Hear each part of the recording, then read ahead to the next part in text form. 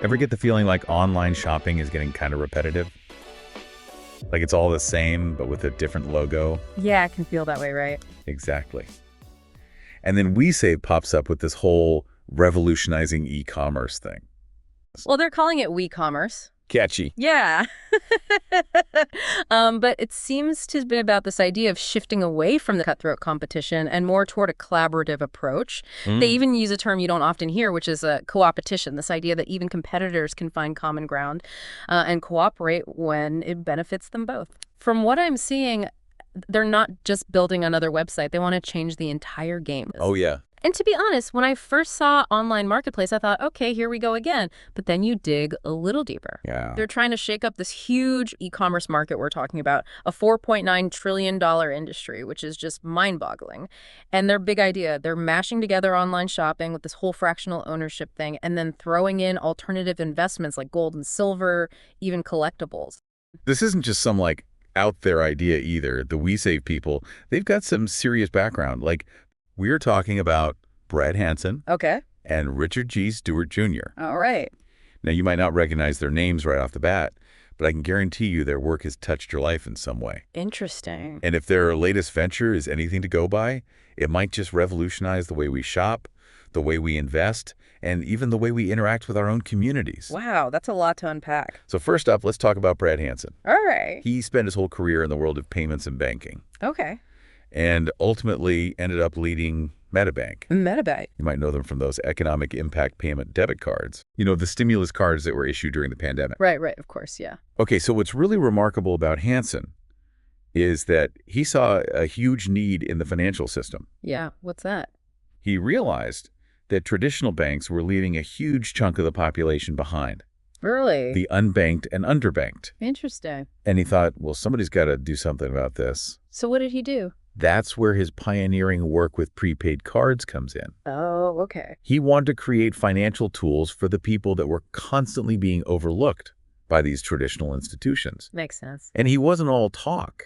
He really built the system to make it happen. And you know what's incredible about that is that during the pandemic, under Hansen's leadership, Yeah. MetaBank became absolutely vital in getting those stimulus payments out to the people that needed them most. Yeah. It wasn't just good business. It was a lifeline for millions of people. Exactly. It's like his entire career led to that moment, proving that focusing on access and opportunity for everyone, not just a select few, can make a huge difference. Powerful stuff. Okay, so we have Hansen, the architect of financial inclusion, through these prepaid cards. Right. Now let's switch gears a little bit and talk about Richard Stewart, the other half of this equation. Okay. And you might want to buckle up for this one because Stewart's career path is anything but conventional. Really?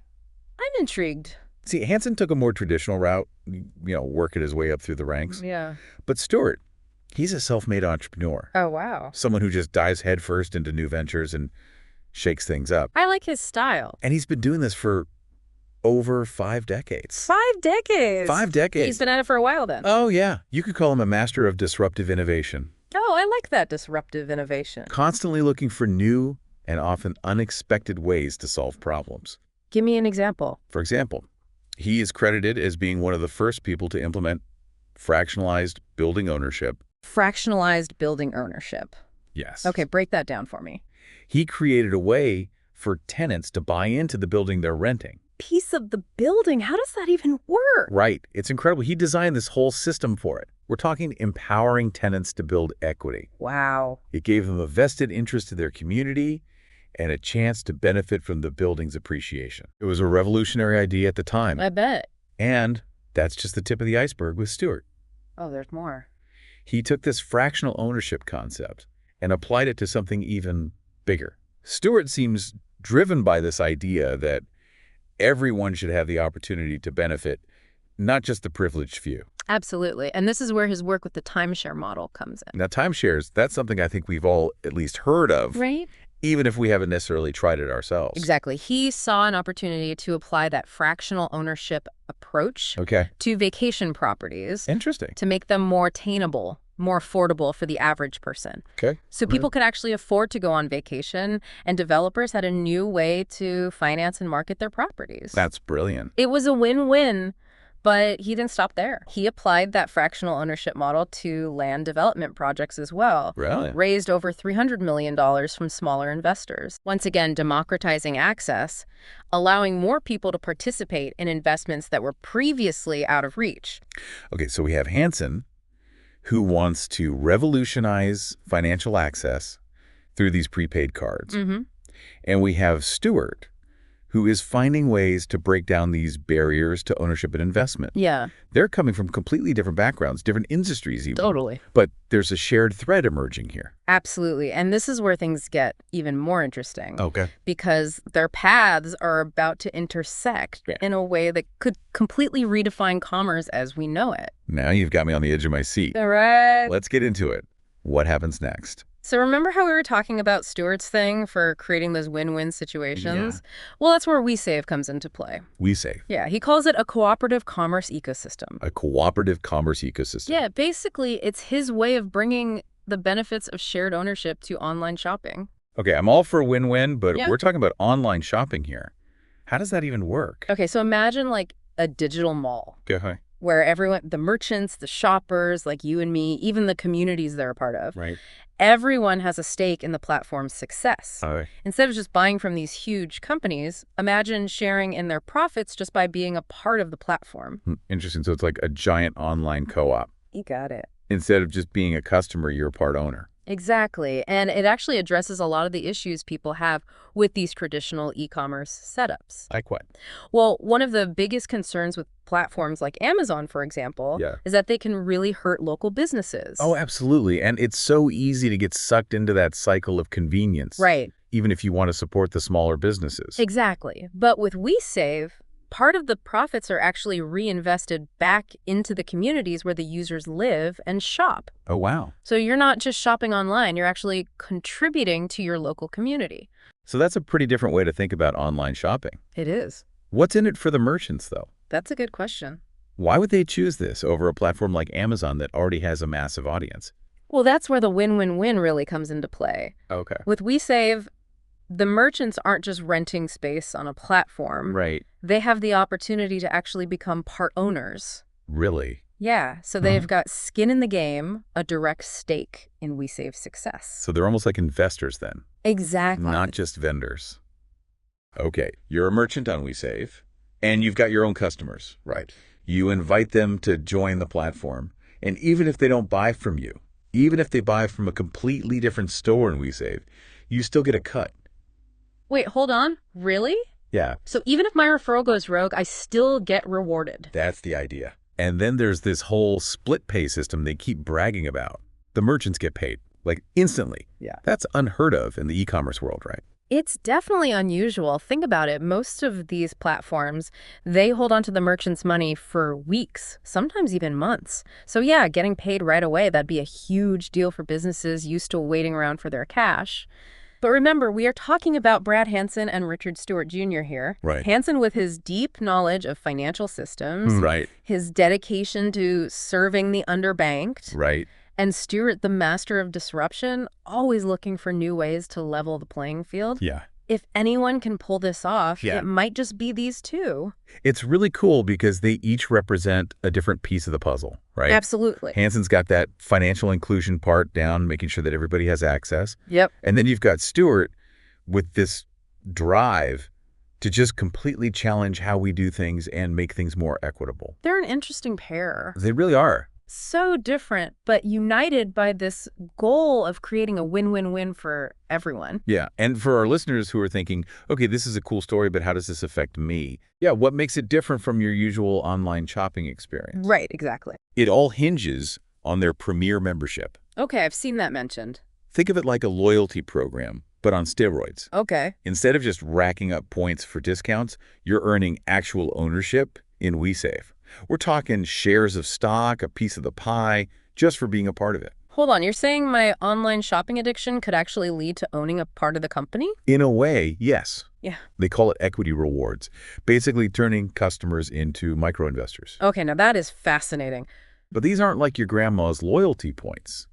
WeSave has two systems going on at the same time, equity points and VIP points. Can you break those down for us? You bet. Let's start with those equity points because they're interesting. So WeSave is claiming that as you rack these points up, you're essentially like earning preferred stock in the whole company. And that could mean dividends somewhere down the line. It's like owning a teeny tiny piece of the pie. And as the pie gets bigger, so does your little slice. Gotcha. So that's the investing angle they're playing up. What about those VIP points? That sounds like where the whole collectible thing comes in, right? Bingo. You use those VIP points to like snag gold coins, maybe a rare stamp. So instead of just buying a new coffee maker, I'm on a quest for a first edition stamp. Mm. It definitely makes online shopping less boring. I'll give them that. Yeah, for sure. So I can buy like a vintage t-shirt and get a tiny piece of WeSave. Are we talking like fractions of a percent here or what? Well, it's not like you'll be buying a yacht off your WeSave stock overnight. Right. But it is a super intriguing concept, right? You're not just buying a product, you're buying into the company's potential. And if they pay out dividends... They're in line to get a cut just like any other shareholder. Okay, so there's the potential for dividends down the line, but what about in the short term? Like what's in it for me on each purchase? So day to day, they've got you covered there too. WeSave has a cash back system. Okay, so kind of like... aiming for up to 2% back on eligible purchases. So like those credit cards that give you points or miles. Exactly. But instead of airline miles, you're getting a little something back in your pocket directly. Cash is king, as they say. I'm buying, say, a coffee maker, right? Through WeSave, I get maybe some cash back like usual, but I also get this tiny little piece of WeSave itself. Okay, so we've got a lot to unpack here. A company with big ideas, experienced leadership. Right. So are we all clearing our schedules and prepping for the WeSave IPO? Let's pump the brakes a little there. Remember, this isn't financial advice time. Of course, always got to look out for the listeners. But seriously, this whole WeSave deep dive, it's got my brain buzzing. Even if you never end up buying a thing from them, just understanding what they're trying to do, it reveals a lot about where things are headed. Oh, absolutely. All right, so they keep mentioning this International Clearinghouse, ICH. Sounds very official. It does sound like something out of a spy movie. But is it just a fancy name for a transaction system? Essentially, yeah, it is a transaction hub. They partnered up with MetaBank back in 2019 to set it up. Okay, so they've got the money-moving part figured out. But they also keep mentioning this revenue distribution engine, the RDE. And that's where it gets a bit fuzzy for me. Yeah, the RDE is kind of at the heart of their whole model. It's like, imagine a really meticulous accountant, right? Okay, I'm picturing someone with one of those green visor lamps hunched over a giant ledger. Exactly. Except this accountant is digital, and they're tracking every single penny from every WeSave purchase. And why all that number crunching? What's the point? It's all about making sure everyone gets their cut. That's their big claim, that their system is more equitable because the RDE makes sure the money is distributed fairly. Okay, so far so good. That everyone gets paid the right amount, all that. And they get a cut for doing that, right? Just like, I don't know, Visa or MasterCard charges a fee for processing transactions. Exactly. But the question is, can they convince both shoppers and, this is key, merchants, to buy into this whole idea? But that's where their loyalty program operator system comes in, or LPO for short. Okay, so break that down for me. What is an LPO? Is it like those people who hand out flyers at the mall? Kind of, except they're not just handing out coupons, they're the glue that holds this whole co-opetition thing together. Imagine a super affiliate, someone who's incentivized to bring both shoppers and merchants onto the platform. So every time either I, the shopper, or the shop owner makes a sale, the LPO gets a cut. You got it. And because they get a cut on both sides, they're incentivized to find both buyers and sellers. That's a pretty sweet deal for the LPOs. But how does this everyone wins thing actually work in practice? Well, remember that 10% coalition marketing fee we talked about earlier? All right, every WeSave purchase has that. I'm starting to see where this is going. You're catching on. That fee is the fuel that powers the whole WeSave engine. Okay, so they're taking a cut of every transaction. I mean, that makes sense. They've got to make money somehow. But where does that 10% actually go? That's where it gets interesting. All right, lay it on me. Where's that 10% going? So they split it up in a way that really highlights this whole ecosystem idea they've got going on. 20% goes straight back to us, the shoppers. Okay, so that's the rewards program part, right? Exactly. Pretty standard stuff so far. But here's where it gets interesting. 20% goes directly to those LPOs. Wow, so they're getting a pretty significant chunk of that fee. They are, and WeSave's argument is that this makes it way more lucrative than those typical credit card affiliate programs. I can see why someone would be interested in becoming an LPO then. Get people signed up, watch the money roll in. That's the idea. And because everyone's getting a cut, Theoretically, everyone benefits as the platform grows. More shoppers, more transactions, more fees.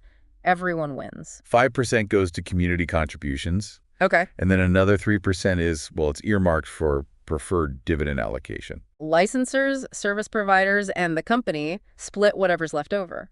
But it seems like it relies on, well, constant growth, right? You hit the nail on the head. Right, because nothing grows exponentially forever. Exactly. It's a gamble. And WeSave is betting big on this whole co-opetition model. It'll be interesting to see how that plays out. But speaking of interesting, can we talk about the whole collectibles thing? That's what really caught my eye. Yeah, that's where WeSave gets really innovative. Because we're not just talking about earning points for discounts here. Yeah. We're talking actual ownership, tangible assets, gold, silver, rare coins.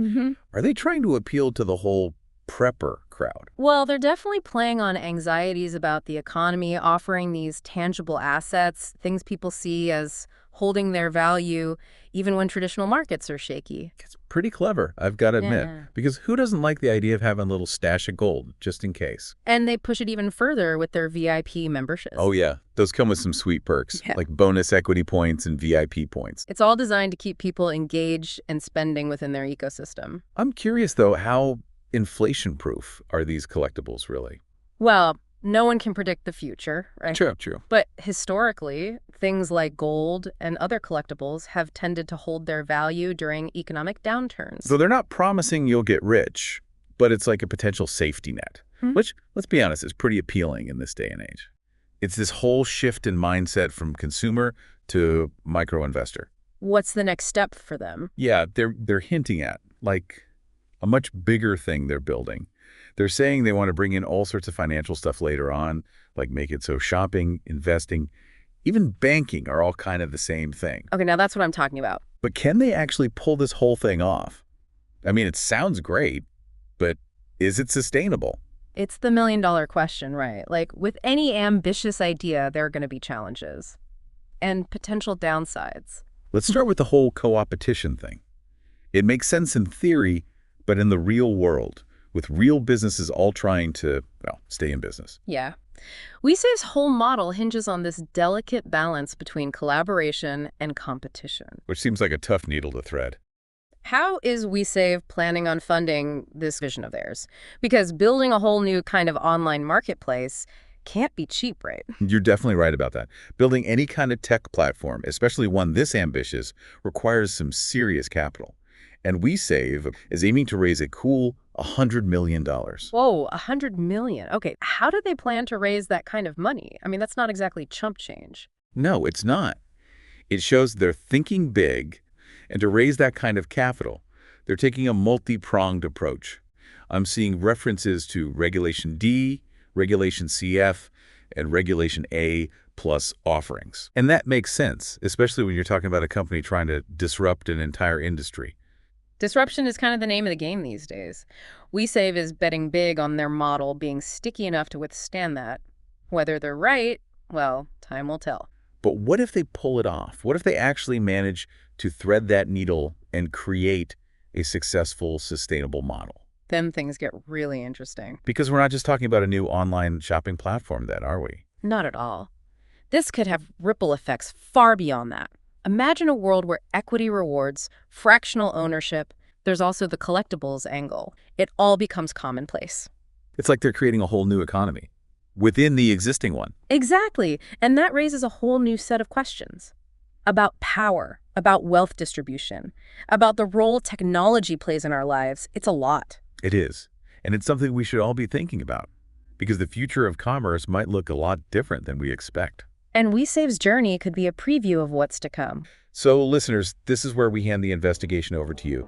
This deep dive, it's really just the beginning. We've given you the treasure map. We've pointed you in the right direction. Now it's your turn to explore. That's right. Head over to www.investwesave.com and see what you can find. Well, we'll be watching for sure. That's it for this deep dive into the wild world of WeSave. Lots to think about. Thanks for joining us. Until next time, keep exploring, and we'll see you on the next deep dive.